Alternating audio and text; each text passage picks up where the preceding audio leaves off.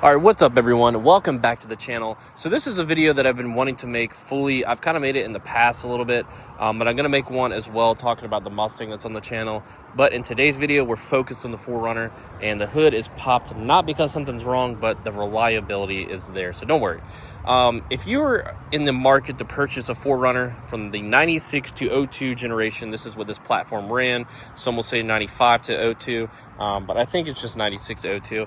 There are certain things you want to look for to replace that are OE parts, and you want to replace them with OE parts, and I'm going to go over that in this video, kind of talk about that. So if you're in the market to look for a 4Runner, or you just bought one, or you've had one for a little bit, some maintenance is coming up, you're aware of that, this is what you want to look for. First, I'll knock it out of the way. The big elephant in the room for this generation, as great of a platform it is, as reliable it is, if you're in the market for one, you want to check the underneath the entire frame of this vehicle, because they did suffer from rust. That is the biggest common issue in my belief that this vehicle suffered from. The Tacoma as well, from the early, I believe it's the first gen Tacoma from the 99 to 04. So other than that, say you purchased one, or you're wondering what maintenance records to look for something from the previous owner before even buying, or you just bought one, like I said. So let's go ahead and hop into that. So we're going to hop right into under the hood first. So the biggest thing for, there's two variant engines. This is a 3.4, and then I believe the other one was a 2.7 4-cylinder. Might be wrong on the engine size, but I don't know much about that engine. I know primarily this one. So some of the stuff that you want to look out for when looking to fix anything, or if you're looking to buy one, is, as you can see, this valve cover looks a lot newer, and this one over here, not so much, aged a little more. That one was replaced last year. This one does need to be replaced. Valve cover gaskets are one of the biggest issues on these engines. It's not like it's a pretty common thing for this. It's not like the vehicle's going to suffer from anything. I would just definitely get that taken care of if you haven't already. As long as you get that taken care of, keep an eye on the oil, have no issues. These engines go over 400,000 or 500,000, no problem. So some of the other issues that I would take care of are, as you can see, some of these hoses have aged a little bit, especially if you have the rear control heater, as mine does. I believe the Sport and the limited edition does. You want to take care of that back there. You can see I had it replaced with the Nishimoto silicone hoses, such as radiator hoses. So that is something that you want to take care of. I went ahead and took care of the factory air intake tube. Is known to crack just over time. That happens. I went ahead and got the air raid one. It's much harder plastic. It comes with, everything you need right here. It is a little pricey. It's about $120. It's probably worth it. In my opinion, it was. So I kept the factory air box, just changed out the air filter whenever, it looks dirty, I guess. So some of the other stuff that you might get into with these vehicles, that people mod these vehicles a lot, so they add lights and stuff like I have. I cleaned up the battery terminals, but make sure that if you're buying one, or if you did and you happen to see that there's just like a nest of wires, I would, if you don't know what you're doing, definitely get it taken care of. But you can also purchase these SRQ fabrication, basically little blocks, take the factory ones out, cleans it up, makes it look a lot better. You have these little covers. So that is something I would take care of as well. The engine is just known to have leaks there, here and there. It's not a problematic kind of problem, but I would just make sure all the gaskets are looked at, taken care of when doing so. Now, the last critical thing underneath the hood that I would definitely get taken care of, I opted for the the aluminum radiator by CSF. This one was right around $500. But if you have a plastic one, the Denzode one is the one that you want to get, the OEM one. You want to have that replaced. If you don't know the last time it was changed or replaced, you definitely want to get that replaced. Over time, the coolant, so basically the radiator is connected to the transmission cooler, so the fluid goes in and out, and then it will eventually turn pink. If I remember correctly, that's what happens. But it will discolor the radiator. That's kind of also telling you it's time to go ahead and just swap them out. So if you don't want to have any transmission problems or coolant problems, definitely opt for that. I switched for the aluminum one, like I said, because it's going to hold up longer and better.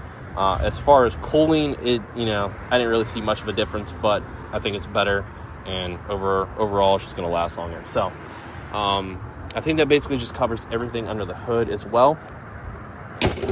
So The biggest thing, I'm not gonna really get on the ground for this, but I'll try to get there. So the biggest problem with these are this, I think it's the CV axles. I have the extended long travel ones. Like I said, if you have one that's been lifted or messed with, make sure to get the Napa ones. Long travel ones, the boots are longer, so they're not gonna sling grease everywhere. But the OE part that I highly, highly recommend, or actually don't even recommend, just you have to replace it with the OEM one, in my opinion, and probably everyone else's, are the lower ball joints. The lower ball joints was the other biggest problem for this platform. They were just kind of known to snap prematurely without any sign of or indication.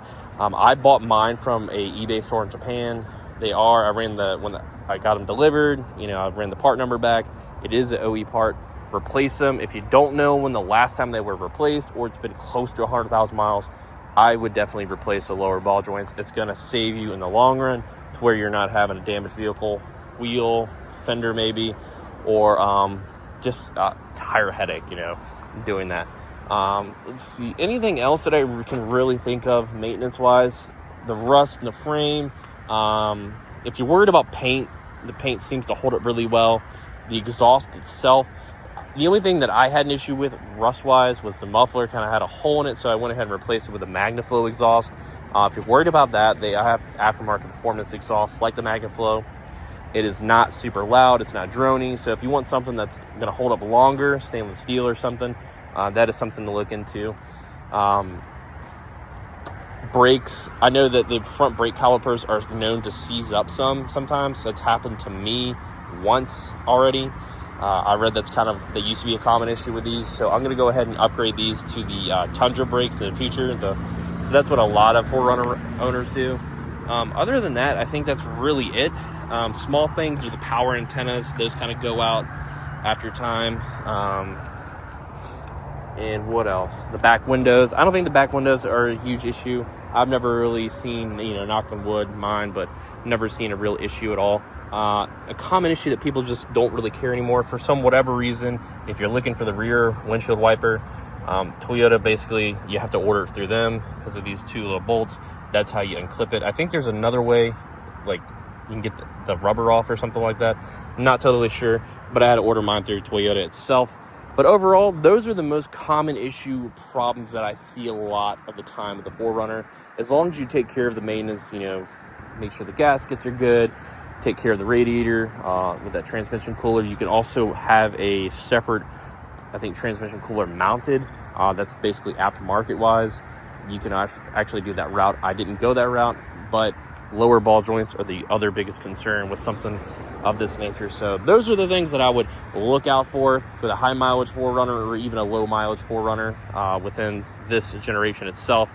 Overall, these are great vehicles, great for off-roading, daily driver, or just a fun weekend toy to lift like I did. Maybe take it to the beach, hit some trails, camping, overlanding, whatever experience you're trying to get out of it. They'll definitely last you and hold up for the longest time as long as you kind of take care of the maintenance. Toyota was known for that vehicle. You can kind of deny the maintenance a little bit and neglect it, and it should still hold up. I believe this is the perfect year for that, but I don't recommend it. So definitely take care of the things. Look out for those things if you're buying one. In the end, if you do all that, you won't regret it. It's a fun vehicle. So that's going to do it for this video, guys. I appreciate you stopping by, and I will catch you all in the next video. Have a good one.